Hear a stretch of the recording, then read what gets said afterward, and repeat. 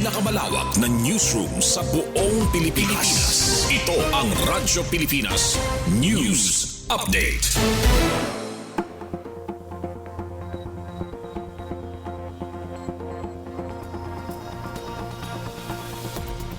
Oras sa bugos nga Pilipinas, 1:56 p.m.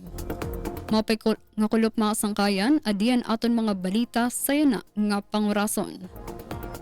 Mga bagito nga campus journalist San Calbayog Pilot Central Elementary School nanguna sa Regional Schools Press Conference 2026.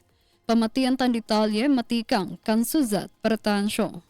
Radyo Pilipinas Report. Naghatag San Pasidungog sa siyudad San Calbayog ang mga campus journalist San Calbayog Pilot Central Elementary School mahuman magdaog sa Regional Schools Press Conference 2026 nga gindumara sa naglabay nga semana sa Sugod Southern Leyte.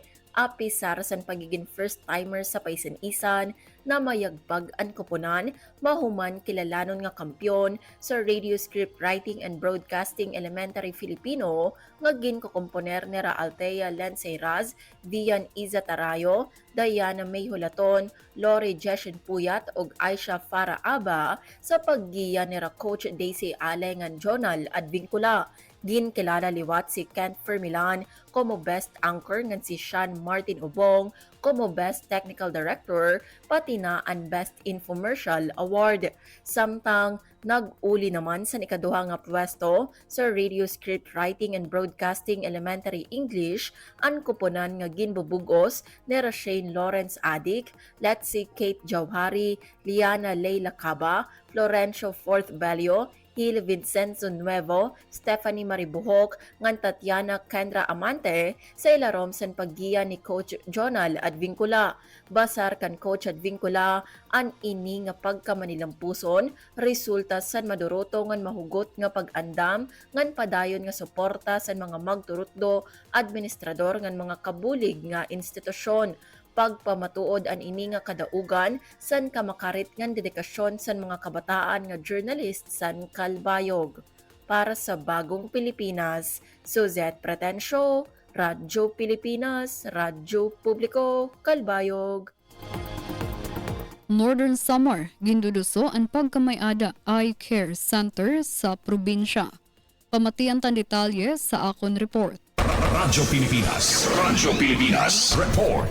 Padayon nga nagtitikahitaas ang demand san pagkamayada madali ma-access nga eye care services sa Northern Samar tungod san paghataas san mga eye health issues sa lugar.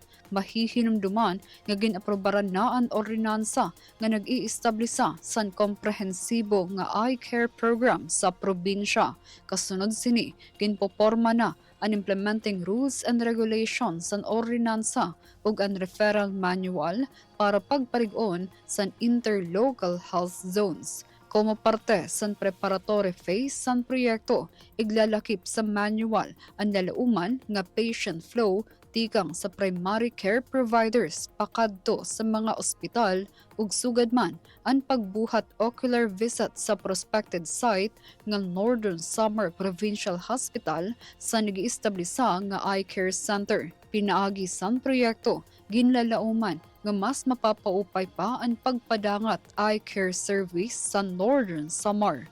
Para sa Bagong Pilipinas, Charmaine Perito Balvez, Radyo Pilipinas, Radyo Publiko, Calbayog. Inang kabugasan sa aton mga balita sa yana nga pangurason. Padayon gihapon kamo nga mamati sa DYOG, Radyo Pilipinas, Radyo Publiko, Calbayog para sa News Update. Masunod na ang programa Huwan Trabaho, kaupod si Jamie Quinto.